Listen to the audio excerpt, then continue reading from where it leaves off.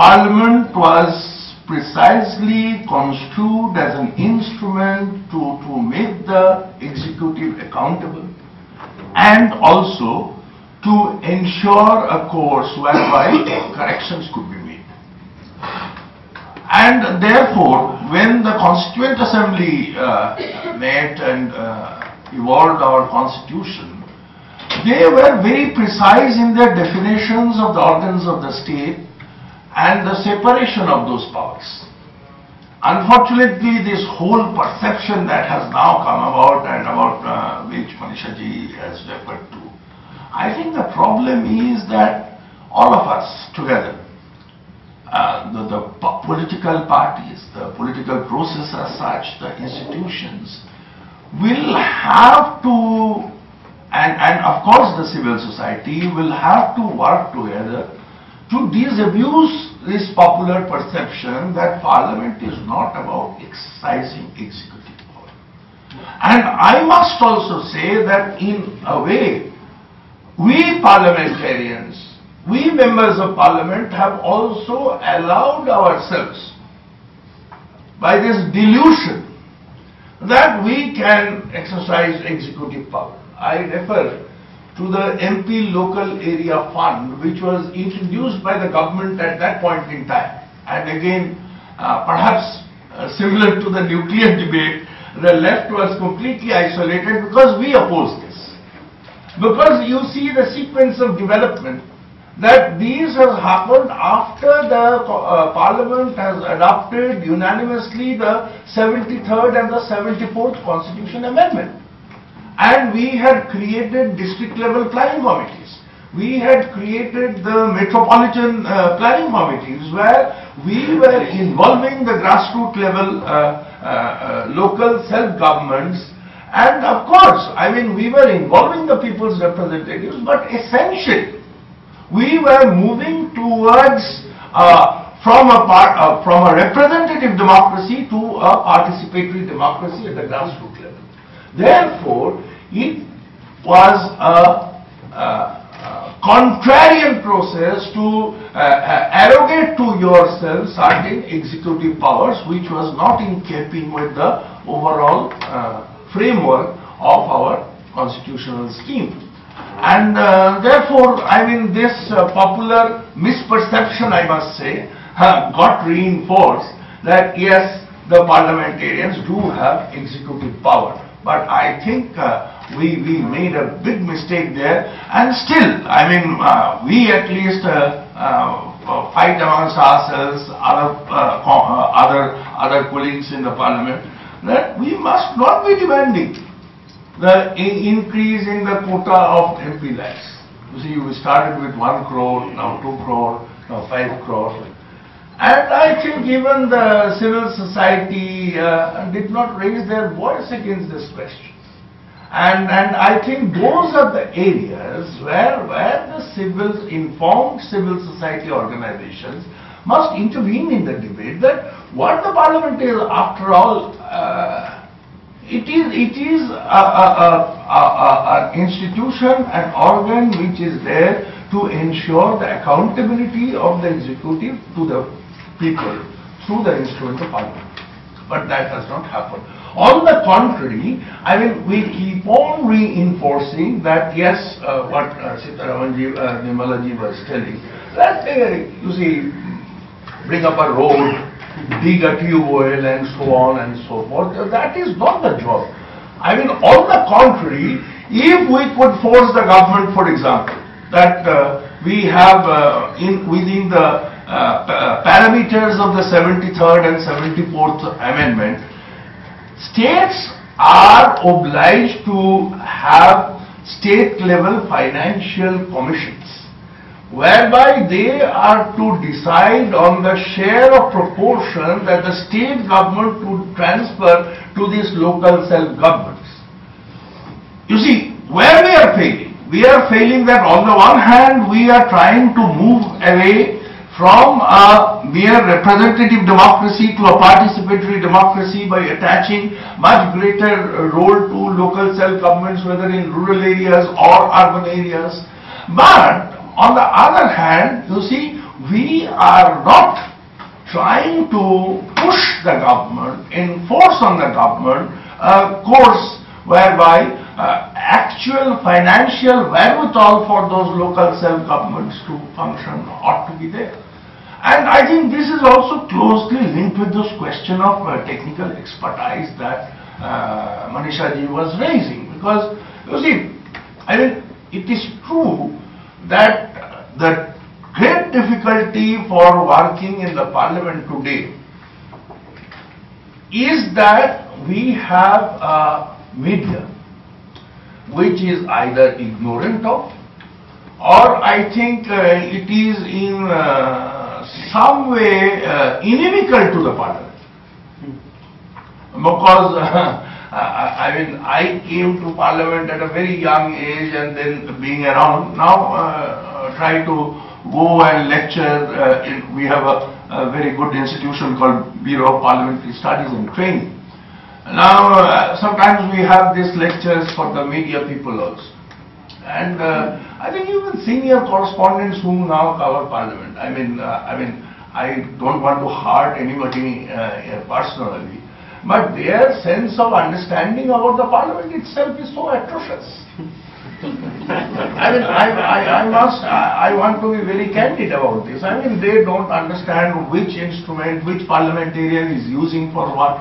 And you see, it's a frustrating thing for hours together. A senior or a serious parliamentarian is preparing for a debate or for a half-a-minute question, supplementary, where it puts the government on the mat, on the floor of the house, and the next morning you don't find a full stop or a semicolon about that feat that the person achieved. And naturally, it is an incentive for those people who tear up the papers and who jumps into the well and does all kind of atrocious things, the parliamentarians.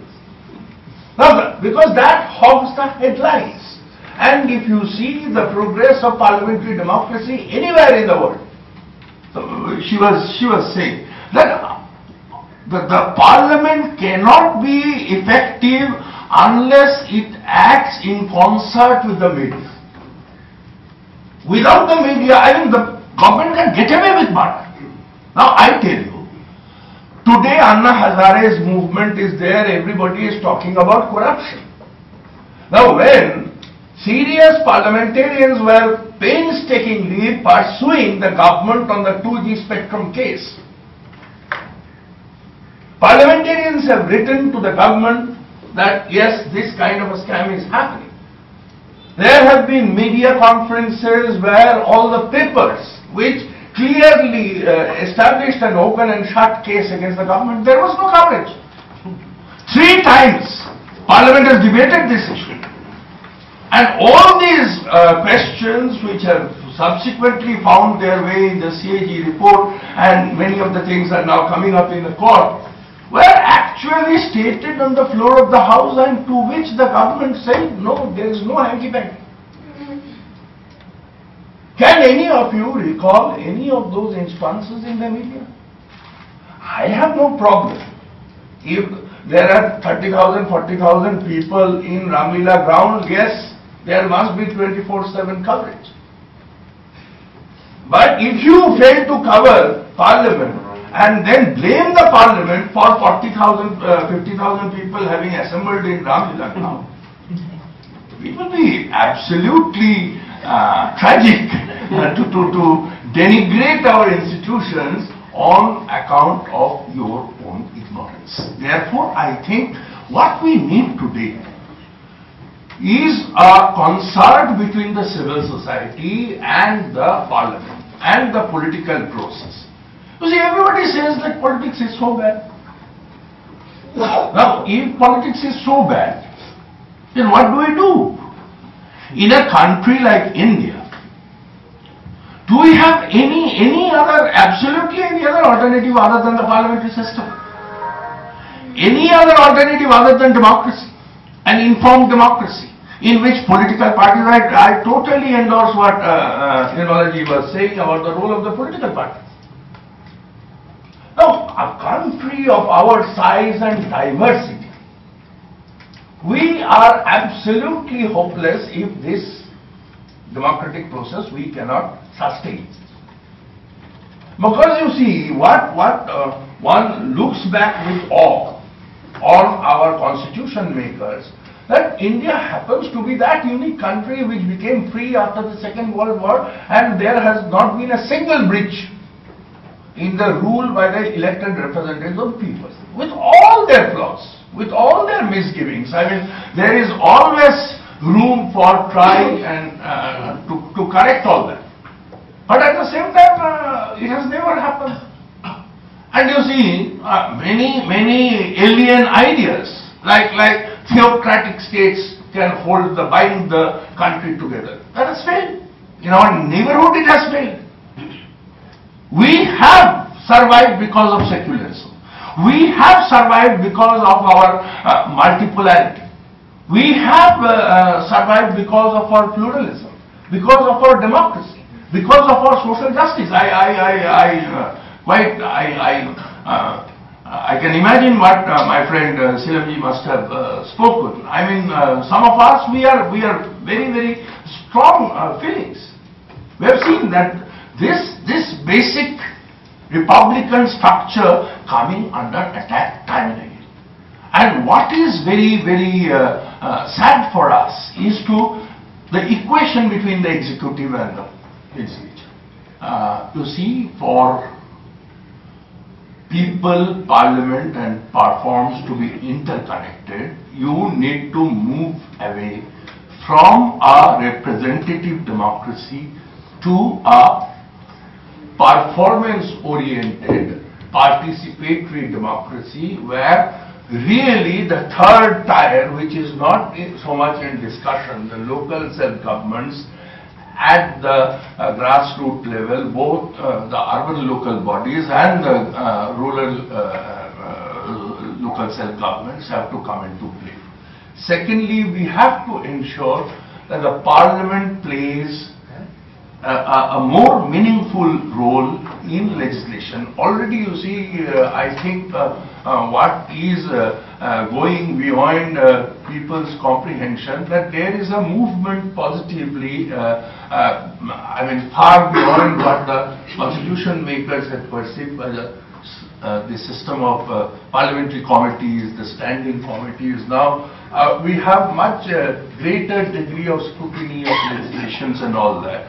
And Anna Hazare or no Anna Hazare, I can assure you that the government version of Nilotpal bill would never have been passed by the parliament. I mean, let us rest assured. So I think, therefore, I think we need a much more closer interaction and collaboration. In a way, the positive thing about Anna Hazare movement and in the context of that role of parliament, you see, parliament also lifted itself.